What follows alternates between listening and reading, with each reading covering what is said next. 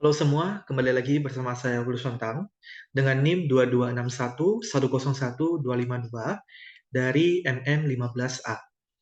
Pada video kali ini saya akan menunjukkan sebuah simulasi pengolahan data penelitian dengan menggunakan aplikasi statistik. Adapun aplikasi statistik yang saya gunakan pada video kali ini ada tiga, yaitu SPSS, AMOS, dan juga Smart PLS. Dan saya akan membagikan video simulasi ini ke dalam tiga bagian.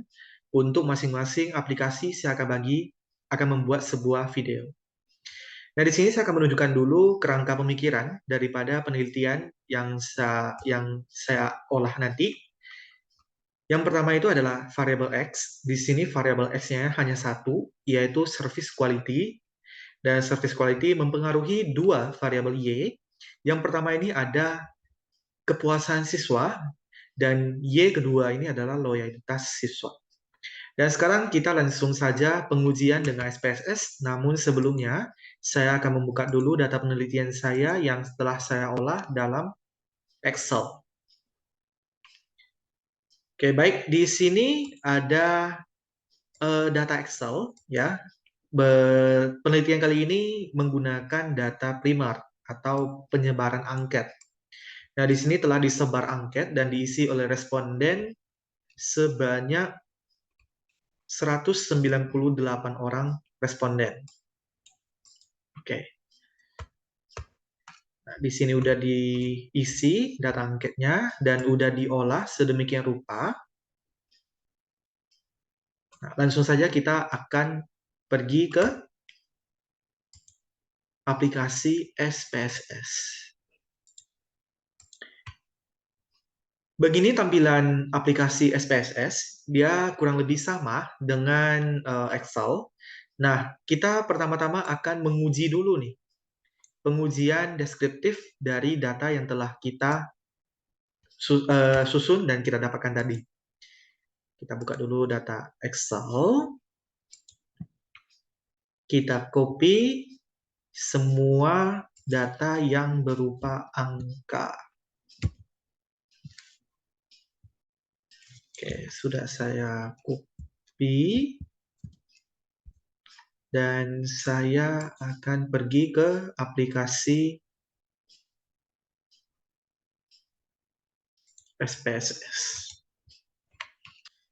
Di aplikasi SPSS ini saya paste semua data yang sudah saya kopikan tadi. Agak berat karena banyak ya datanya.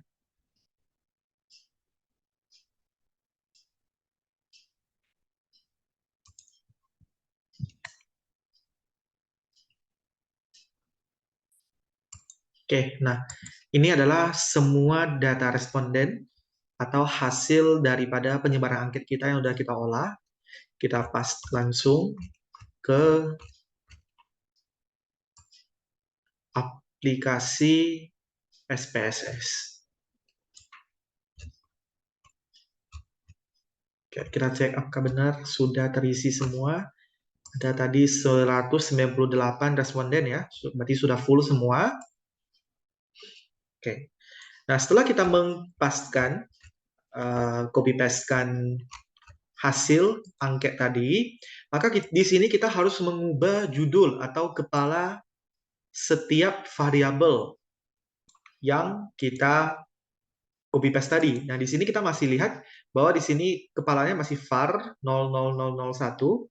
Kita akan mengubah nama ini sesuai dengan kolom kita yang ada di Excel. Nah, di sini kita buka variable view. Nantinya name ini akan kita ubah menjadi nama yang ada di tabel Excel kita. Kita kembali lagi ke Excel.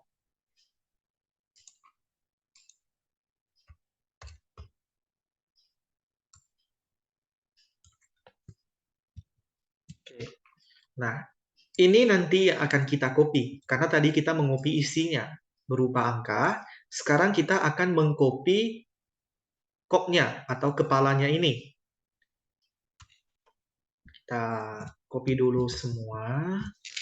Bentar.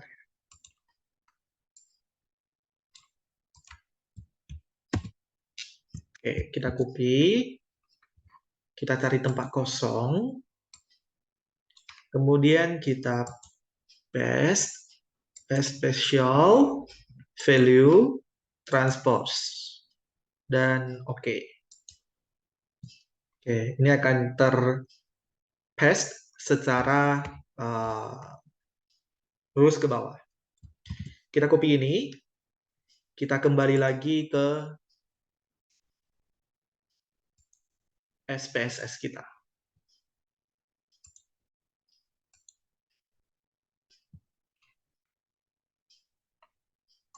Oke, kita kembali ke SPSS. Di sini kita langsung paste. Nah, di sini sudah berubah semua ya. Nama daripada setiap kolom kita sudah berubah.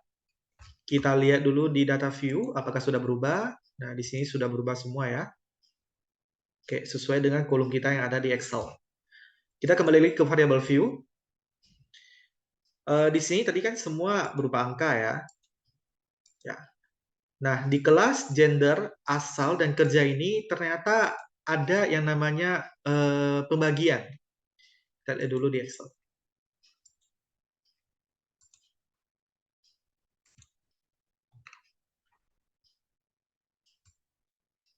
Di Excel sini, di bagian bawah, kita sudah membuat kriteria. Maksud kriterianya adalah, misalnya, untuk kelas. Apabila dia kelas 10, maka skornya 1. Kelas 10, maka skornya adalah 1. Untuk gender, apabila dia laki-laki, maka skornya adalah 1. Ya. Di sini ini laki-laki, skornya adalah 1. Seperti itu. Jadi, ketika di SPSS nanti, kita harus mengisi kriteria. Misalnya dia skornya 1, maka 1 ini menandakan apa? Apakah 1 ini menandakan laki-laki, 1 ini menandakan perempuan, dan sebagainya. Oke, untuk di sini 1 di asal sekolah, berarti dia berasal dari SMP Dharma Loka. Di sini skornya 3, berarti dia berasal dari kelompok ibu rumah tangga, dan seterusnya. Jadi di sini kita akan mengisi kriteria-kriteria ini sesuai dengan skor nanti di SPSS. Bagaimana caranya? Kita kembali ke SPSS.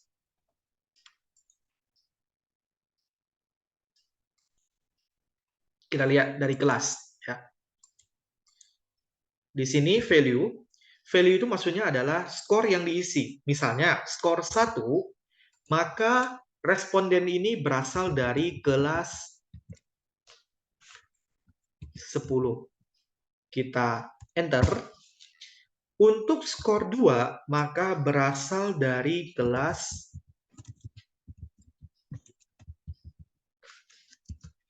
11. Kita enter lagi.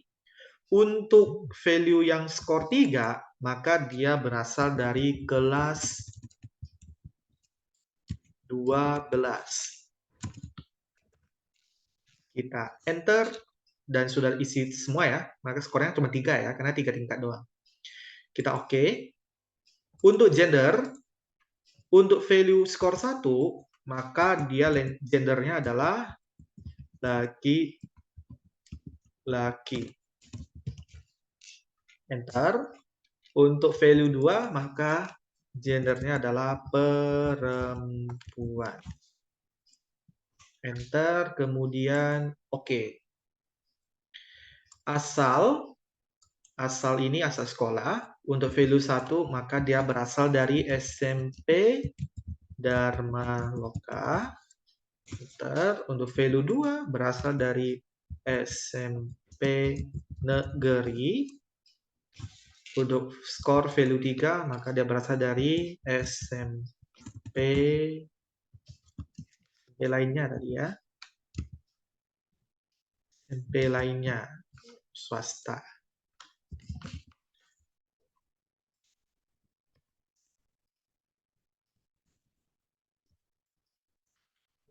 Dalam kurung swasta.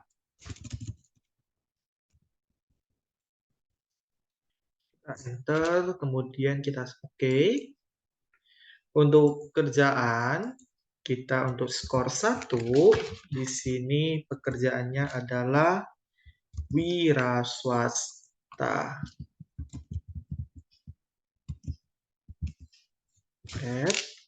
Kedua adalah karyawan swasta.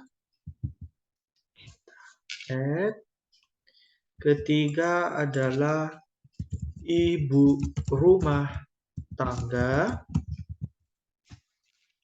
Keempat ini adalah freelance. Kelima tadi adalah,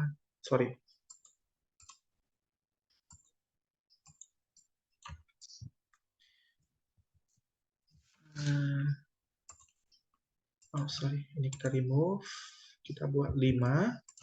Ini adalah buruh lepas. Oke, ada 5 ya. Kita oke-kan. Nah, setelah kita buat, kita kembali ke data view. Kita akan mulai pengujian deskriptif ya. Yang pertama kita akan menguji dulu reliabilitas dan juga validitas daripada hasil sampel kita. Karena kita mau melihat seberapa benar ya atau seberapa bagus data sampel yang telah kita dapatkan. Kita ke analyze dan kemudian kita scale reliability analysis ya. Reliability analysis. Oke. Di sini kita akan menguji variabel per indikator. Di sini saya uji dulu yang X1, 1. Karena X1 kita, X kita itu ada 5 indikator. Kita uji per indikator. 111 sampai 118. Ya, ini udah 2. Kita pindahkan, kita blok semua. Kita pindahkan ke sini. Lalu kita klik statistik dan kemudian item scale if item delete. Ini kita checklist semua. Dan kemudian continue dan kita oke. Maka dia akan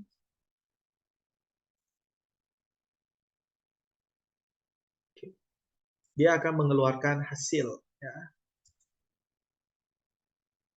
Hasil seperti ini.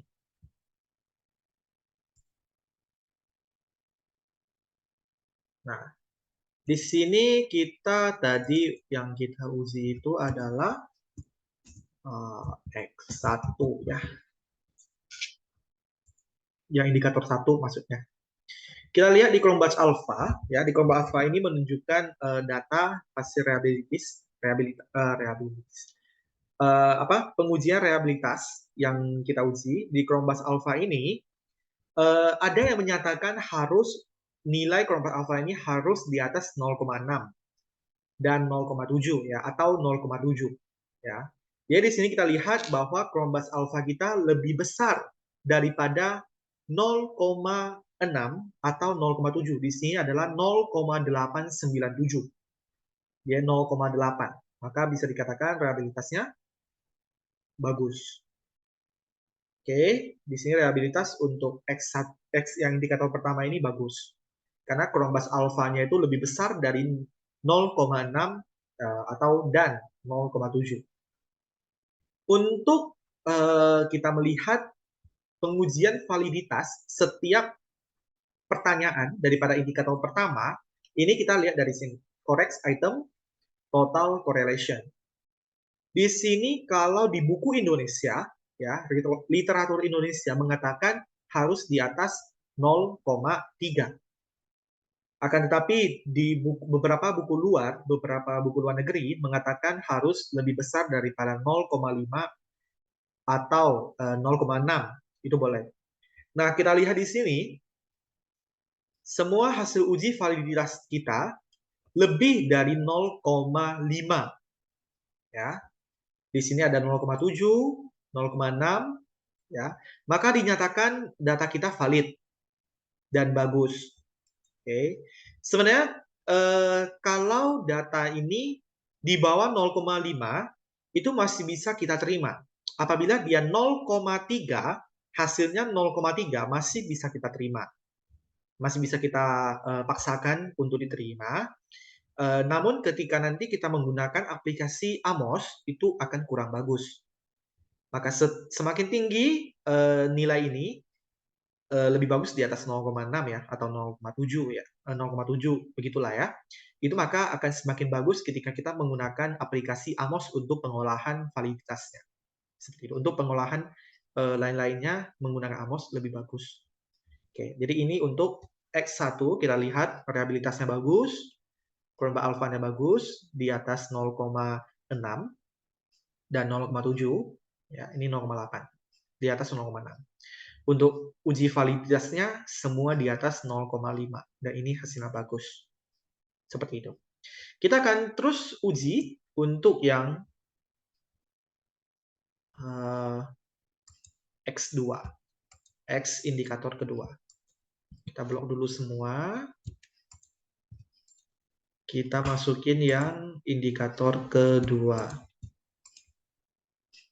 Oke. Ini adalah yang kedua ya.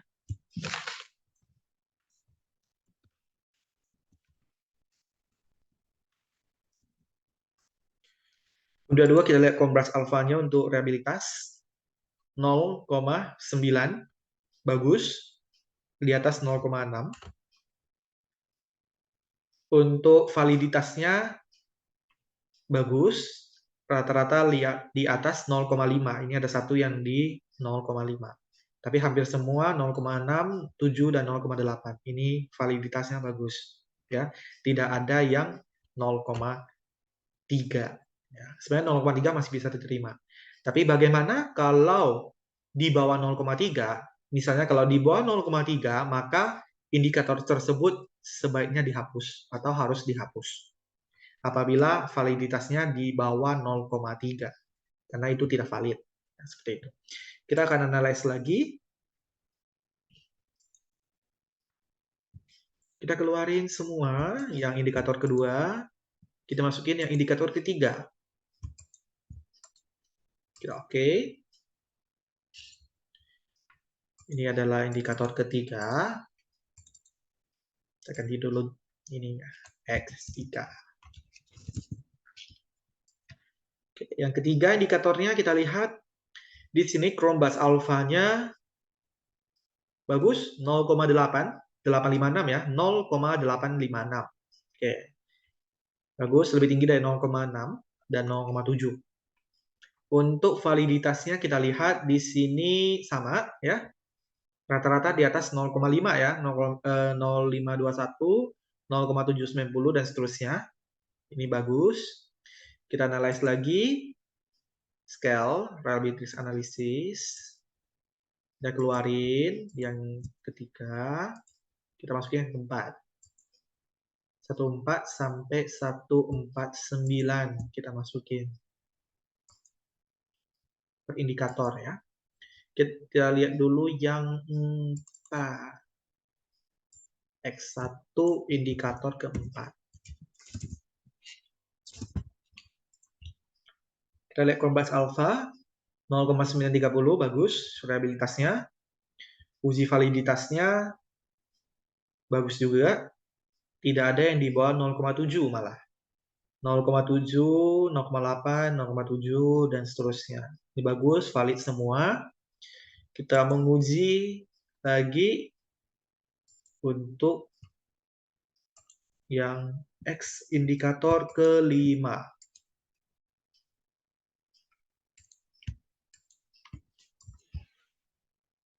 Oke, indikator kelima ya. Satu.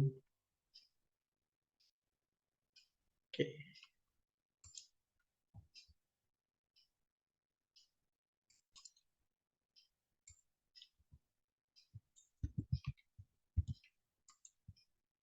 Ini adalah indikator kelima, Chromebus alpha reliabilitasnya bagus, 0,904.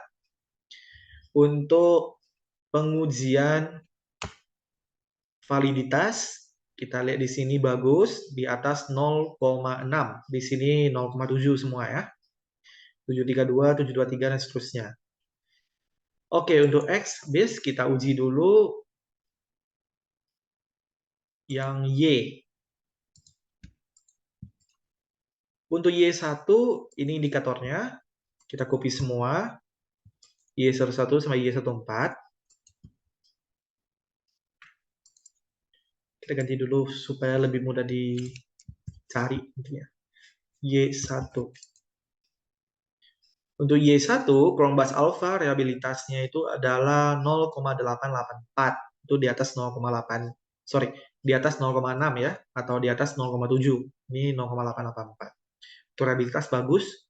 Untuk validitas pertanyaan per indikator, ini semuanya di atas 0,6 ya. Ini 0,675, 0,736, 0,786, 0,803. Ini bagus, maka semua pertanyaan kita valid, tidak ada yang di bawah 0,3. Sekali lagi, kita uji yang terakhir, itu ada yang Y2.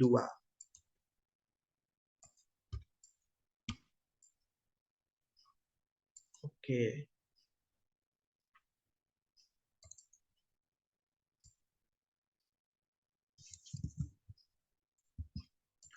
Y2 kita lihat dulu Chromebus Alpha-nya. 0,8, bagus. Untuk validitasnya bagus, 0,7, 0,7, dan 0,8. Maka setelah kita menguji semua ini, kita bisa mengambil sebuah kesimpulan. Maka data angket yang telah kita sebar, telah kita olah, kita dapatkan. Ini data angketnya itu, pertanyaan itu valid, dan reliabilitasnya bagus. Seperti itu. Oke, sekarang kita uji lagi. Ini tadi udah ya, reliabilitas. Sorry. Saya tutup dulu. Untuk reliabilitas dan juga validitas sudah, kita sekarang akan menguji ANOVA. Oke, kita ke compare. Sebentar. Analyze. One way ANOVA. Ya, analyze, compare means one way ANOVA. Kita akan menguji ANOVA. Oke. Pengujian ANOVA, nah, kita masukin dulu semua ini. Oke. Kita masukin dulu ke dependent list. Oke, setelah itu kita akan melihat masukkan kelas ke vektor. Nah, masukin semua variabelnya ini, indikatornya ini ke dalam dependent list. Masukkan yang pertama dulu, kita uji dulu kelas, masukkan kelas ke vektor. Oke. Nah, kemudian kita oke. Oke, ini one way tadi dari kelas ya. Oke, kita buat lagi.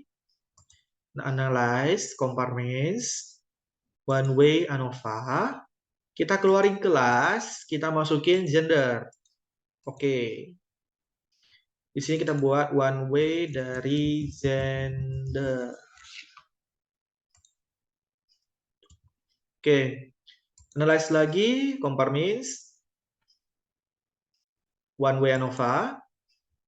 Keluarkan gender, masukin asal sekolah maksudnya ya. Kita oke. Asal sekolah.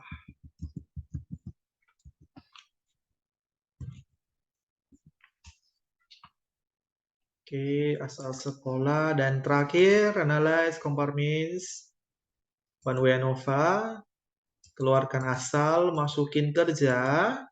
Oke. Oke, udah keluar ya. Jadi kita masukin apa ya?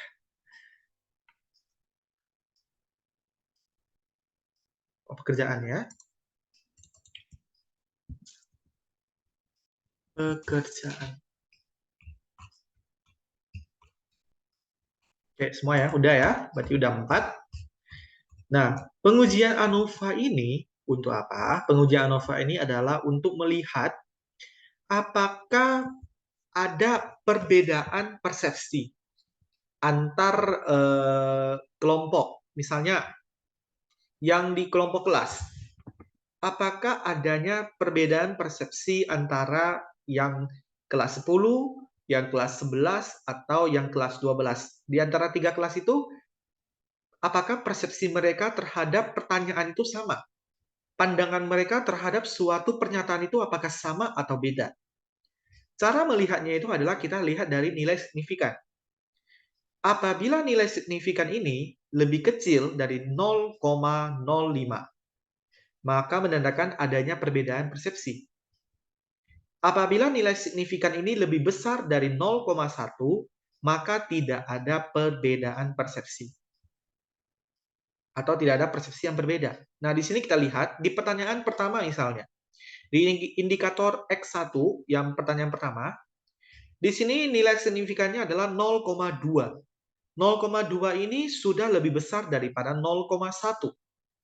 Maka, kesimpulannya adalah dari responden kita yang berasal dari kelas 10, kelas 11, dan kelas 12, tidak ada perbedaan pendapat atau tidak ada perbedaan persepsi terhadap suatu pertanyaan. Atau mereka semua setuju lah dengan atau tidak setuju lah dengan pertanyaan tersebut. Oke, tidak ada perbedaan persepsi. Kita lihat dulu apakah ada yang lebih kecil dari 0,05. Ada. Di indikator X1 21, di sini nilai signifikannya 0,04. 0,04 ini lebih kecil daripada 0,05. Maka di sini adanya perbedaan persepsi antara kelas 10, kelas 11, dan kelas 12. Maka adanya perbedaan ya yang istilahnya signifikan. Ya, perbedaan yang cukup signifikan, cukup besar. Kalau di sini bukan berarti tidak ada perbedaan sama sekali, ada, tapi mungkin perbedaannya tidak begitu signifikan. Atau perbedaannya tidak begitu besar antara kelas 10, kelas 11, dan kelas 12. Ini dari kelas. Kita lihat yang gender. Apakah antara laki-laki dan perempuan terhadap suatu pernyataan mereka memiliki perbedaan pendapat? Di sini kita lihat hampir tidak ada perbedaan ya. Maksudnya pendapat mereka sama terhadap suatu pernyataan. Persepsi mereka sama. Nah, di sini ada yang berbeda persepsinya ya. Oke. Jadi ini adalah pengujian ANOVA. Ya, melihat apakah ada persepsi yang berbeda atau adakah persepsi yang perbedaan persepsi ada enggak? Seperti itu. Ada enggak perbedaan persepsi? Oke, sekarang sudah selesai ujian ANOVA dan ada satu lagi. Kita analyze descriptive statistik, kita cross table atau cross tab ya, cross tabs. Nah, ini untuk apa? Kita masukin dulu rows, kita masukin dulu kelas. Bisa masuk kelas row apa ya? Kita masukin dulu kelas ke rows. Oke. Asal kita masukin dulu ke kolom. Ya, ini terserah kita ya, mau masukin kemana. Ini mungkin kerja, saya masukin dulu ke layer 1. Kita masukin dulu ke layer 2. Ya, layer 1 kerja, layer 2 gender. Oke, ini kita masukin suka hati kita sebenarnya ya. Kita maunya rows-nya itu apa? Apakah asal di sini boleh juga kolom, apakah kelas di sini di kolom boleh juga. Terserah kita ya mau gimana tampilannya. Oke, kita oke. Nah, ini sebenarnya untuk apa? Ini sebenarnya untuk melihat saja yang laki-laki yang kerjanya wira swasta, yang kelasnya 10 itu ada berapa orang di sini. Ada berapa orang di sini. Nah, ini untuk mempermudah kita sebenarnya kita membuat sebuah karya ilmiah, sebuah skripsi, sebuah tesis, sebuah disertasi ya, sebuah penelitian. Ini membantu kita untuk sebenarnya menghitung lah. Yang laki-laki yang wira swasta yang kelas 10 itu ada berapa di SMP Damarloka? Ada berapa yang berasal dari SMP lainnya swasta? Ini sebenarnya mempermudah kita saja untuk membaca data. Ya, kalau kita pilih satu-satu di Excel itu kan susah ya. Kita memilah sesuai dengan kategori kan kalau di Excel itu kan biasa kita menggunakan istilahnya apa ya? Sort ya. Sort by apa gitu, sort by laki-laki, sort by wira swasta. Ini kan agak banyak kerjanya. Jadi kalau kita menggunakan SPSS kita bisa langsung nih. Laki-laki yang wira swasta yang kelas 10 di SMP Damarloka ada 10 respondennya. Di SMP lainnya dari swasta ada 9 respondennya, total 19. Ya, di sini mungkin yang laki-laki ya ini ya. Oke, buruh lepas berapa? Oke, ini adalah analisis eh, untuk deskriptif. Sekarang saya save dulu ini.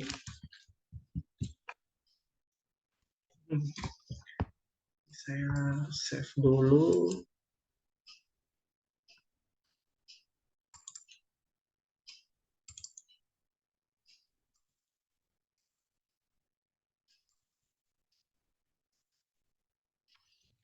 Oke, saya output 1. Saya save. Oke. Nah, selanjutnya kita akan menggunakan analisis regresi ya. Kita akan analyze regression linear. Analyze regression linear. Kita akan menguji regresi. Oke. Untuk yang dependen, kita masukin dependen itu Y ya. Kita satu-satu dulu ya, ke Y1 dulu. Y1, dependen Y ya. Untuk yang dependen, variabel bebasnya itu X. Saya masukin ke sini. Selanjutnya saya ke statistik. Estimate, checklist, model fit checklist, descriptive checklist, checklist ya. Part and partial korelasi. Ini di checklist juga. Turbulent Watson, case wise, all case. Ini semua kita checklist. Oke, setelah itu continue ke plots ya. Ini untuk Z-spread kita ke X, S-receipt kita ke Y. Histogram, normal, probability plot, checklist, ini tampilannya. Oke, ini ke sini, ini ke sini, histogram, normality, probability plot. Histogram dan normal probability plot. Lalu kita continue. Di save, unstandardized. Kita checklist. Residual ya. Residual, unstandardized. Continuous. Kemudian kita oke kan. Menunggu hasil ya.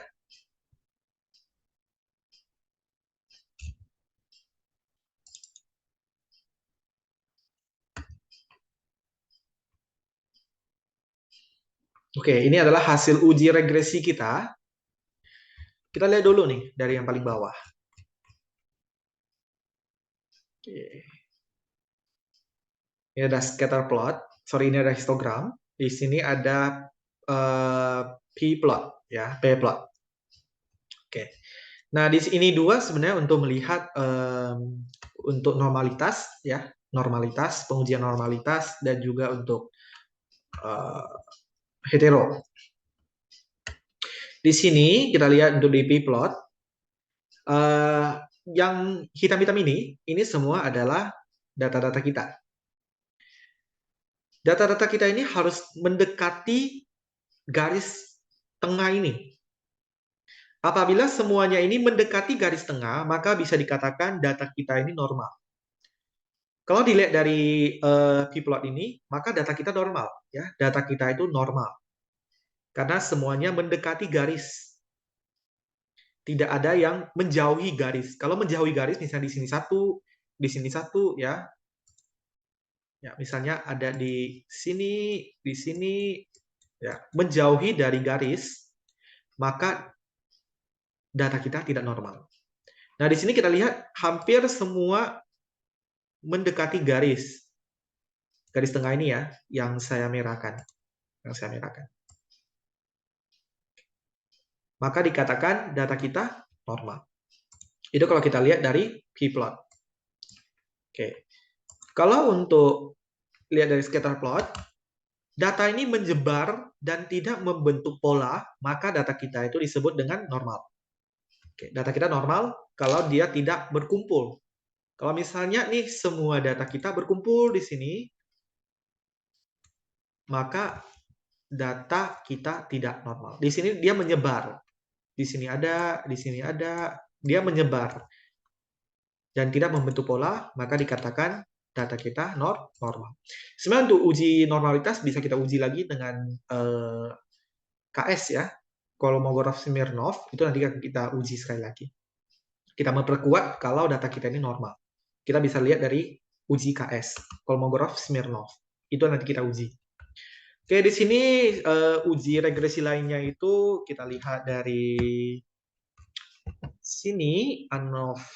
Di sini ada uji F-nya, uji simultan, uji T-nya, uji parsial, uji hipotesis ya. Di sini ada uji autokorelasi, ada uji R-square, di sini ada uji multiko. Oke.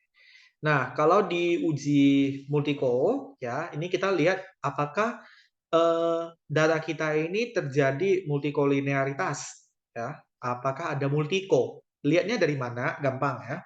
Kalau untuk uji multiko, kita lihat dari nilai fifth. Ya, VIF ini, fifth. Apabila dia kecil daripada 10, maka data kita tidak multiko. Di sini kita lihat angkanya 1, kecil dari 10. Maka bisa dikatakan data kita ini tidak terjadi multiko. Di sini. Ya, data yang multiko itu bagaimana cara kita menghindari data multiko? Sebisa mungkin ketika kita memilih variabel, jangan memilih variabel yang sejenis. Contohnya misalnya dalam keuangan, kita memilih misalnya X kita itu X1 ROA, X2 ROE. Jangan. Karena sebenarnya kedua itu kan hampir sejenis ya, bisa kita bilang sejenis variabelnya. Oke, misalnya der dan dar itu jangan dipilih sama. Karena itu kita menguji jeruk dengan jeruk, istilahnya seperti itu. Jadi ini tidak terjadi multiko. Kita lihat lagi ke Durbin-Watson, ini adalah penguji autokorelasi ya. Biasanya uji autokorelasi ini kita bandingkan Durbin-Watson dengan batas atas dan batas bawah. Ini ada tabelnya. Kita bisa cari di tabel. Oke. Ini pengujian ANOVA, pengujian simultan. Simultan itu adalah kita menguji apakah X independen ya, variabel independen, variabel X kita itu secara bersama-sama mempengaruhi variabel Y, variabel dependen. Di sini kita lihat dari nilai signifikannya. Kalau nilai signifikannya itu kecil dari 0,05, maka secara simultan berpengaruh. Kalau lebih besar dari 0,05, maka secara simultan tidak berpengaruh. Di sini kita lihat ini 0, 0,000, maka ini lebih kecil daripada 0,05. Kalau ini lebih kecil dari 0,05, maka kesimpulannya adalah variabel X secara keseluruhan, secara simultan, bersama-sama, bukan keseluruhan, secara bersama-sama berpengaruh terhadap variabel Y. Ya, kebetulan di sini X kita cuma 1 ya. Oke. Dari sini adalah uji T, uji parsial. Kalau tadi secara bersama-sama, di sini kita secara satu-satu parsial masing-masing. Apakah masing-masing X berpengaruh terhadap Y? Karena di sini X-nya cuma 1, sebenarnya kita nggak bisa melihat ya. Di sini kalau misalnya X-nya X1, X2, X3, di sini kita bisa lihat nih. Apakah X1 berpengaruh terhadap Y? Berpengaruh nggak? Apakah S2 berpengaruh terhadap Y? Berpengaruh nggak? Nah, ini karena di sini cuma X1, kita lihat nih. X1 berpengaruh nggak terhadap Y? Di sini uji T, kita lihat nilai signifikan. Nilai signifikan X1 itu 0,000. Nah, bagaimana kita menentukan dia berpengaruh apa enggak? Kalau dia 0 lebih kecil daripada 0,05, maka dia berpengaruh. Ya, berpengaruh nih, signifikan nih maksudnya, signifikan. Kalau dia 0 lebih besar daripada 0,05, maka dia dikatakan tidak berpengaruh signifikan. Di sini kita lihat dia signifikan nggak? Dia signifikan karena dia lebih kecil dari 0,05. Signifikan positif ya. Dia positif nilainya. Oke, kalau di sini R square-nya bagus ya, 0,6. Bisa dikatakan bahwa variabel Y-nya ini bisa dijelaskan 62% dari X ya, oleh X, bukan dari oleh X. Variabel Y bisa dijelaskan 62% oleh X. Sisanya itu adalah mungkin variabel yang tidak kita angkat dari penelitian kita. Mungkin variabel luar ya. Oke, seperti itu. Jadi ini adalah uji regresi ya. Tadi kita X1 ke Y1 ya. Jadi nanti boleh dicoba untuk X1 ke Y2. Seperti itu. Oke, selanjutnya kita akan mencoba untuk uji Glasser ya. Uji Glasser atau uji Park. Tapi sebelumnya kita buat dulu nih. Kita transform, compute variable. Oke, jadi nanti kita akan menguji uji Glasser ya. Satu uji Glasser, dua nanti kita akan uji Park ya. Untuk uji Glasser kita harus buat dulu nih absolutnya. Jadi di sini target variabelnya itu kita buat absolute. Bentar. Satu. Oke, di sini kita pilih arithmetic.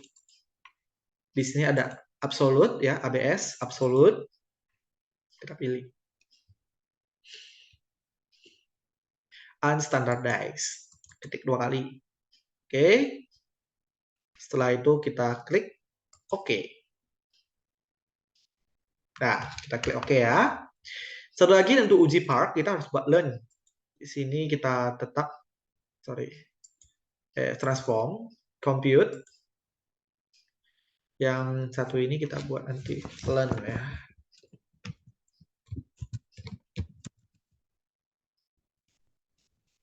Logaritma natural ya, learn. Ini kita hapus. Dari sini cari learn. Oke, kita ke unstandardized. Ini pangkat 2. Oke. Nah, bagaimana melihat hasil yang tadi kita buat? Di sini kita lihat.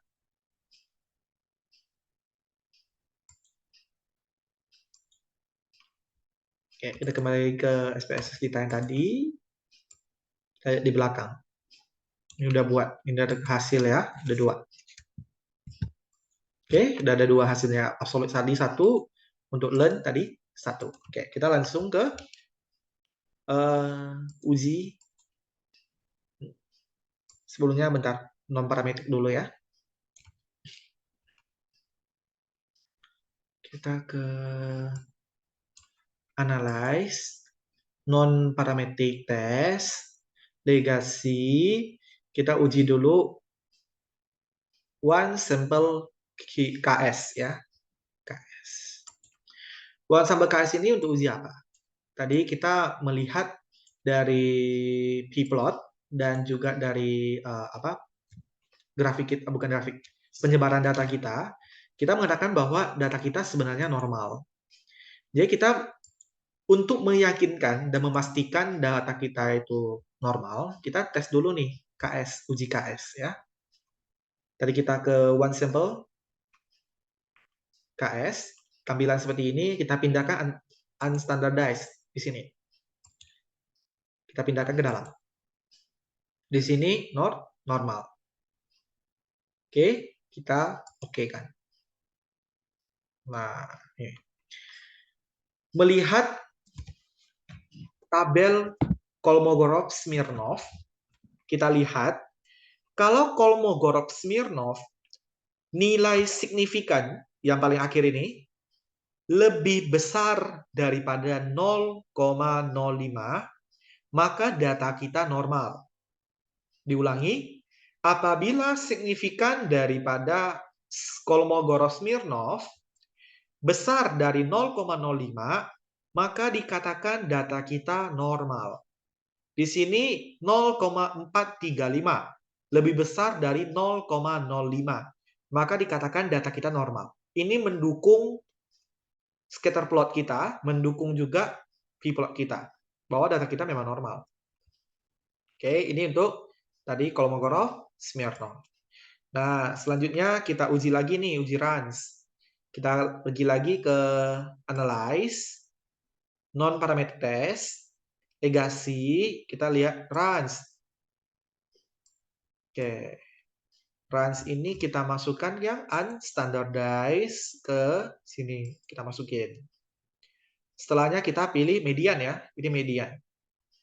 Oke, kita oke. Nah, untuk run test, melihat apakah ada auto korelasi. Nah, untuk run test kita lihat sama ya. Kalau dia lebih besar daripada 0,05, maka tidak ada auto korelasi. Oke, 0,05 lebih besar. 0,05 maka tidak ada auto korelasi. Nah, di sini kita lihat hasilnya adalah 0,3. Itu sudah lebih dari 0,05. Maka dikatakan data kita tidak ada auto korelasi. Seperti itu. Dan sebenarnya untuk uji autokorelasi ya, untuk run test ini untuk data sampel sebenarnya tidak wajib ya. Untuk data sampel tidak wajib. Oke, selanjutnya kita masuk. Yang tadi kita udah buat absolute nih dan udah buat logaritma nih, logaritma natural maksud saya ya. Untuk yang learn kita buat. Oke. Kita akan melihat ya menguji uji Glasser dan uji Park. Kita uji dulu yang uji Glasser nih. Kita analyze di sini regresi linear.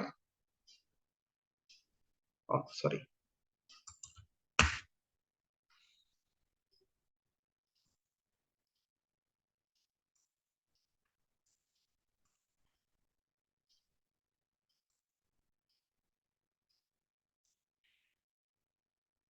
Oke, kita ke analyze. Kita ke regresi dan linear. Ya, analyze, regresi, linear. Oke, tadi kita mau uji Glasser ya. Kita keluarin Y1, kita keluarin. Kita kalau uji Glasser kita menggunakan yang absolute ya. Absolute. Kita masukin ke absolute sini. Yang tadi statistik kita balikin semua. Oke. Continue. Untuk yang plot, kita hilangkan semua juga. Kita normalkan kembali. Ini juga. Continue. Kita lihat. Hasil uji Glasser. Oke. Lihat di koefisien ya. Di sini. Nah, untuk di sini, apabila signifikannya itu lebih besar dari 0,05, maka dikatakan data kita tidak hetero. Ya, tidak hetero. Di sini 0,61, maka data kita bagus. Ya, hetero tidak ada. Kalau dia lebih besar 0,05, nggak ada. Kalau di bawah 0,05, maka data kita hetero. Oke, ini 0,61. Ini tadi uji Glasser. Kita uji lagi uji Park. Analisis regresi linear. Kalau uji Park, kita gunakan yang learn. Masukin. Dan juga, kita oke kan. Kita lihat uji Park. Nilai signifikannya lebih bagus ya. 0,137. Sama. Kalau lebih besar dari 0,05, maka data kita tidak hetero. Kalau lebih kecil dari 0,05, maka data kita hetero. Nah, di sini 0,137. Maka data kita tidak terjadi hetero. Oke, demikian pengujian data ya menggunakan aplikasi SPSS. Semoga membantu. Di video kedua nanti kita akan lanjut pengujian data menggunakan aplikasi Amos. Oke, sampai jumpa di video kedua.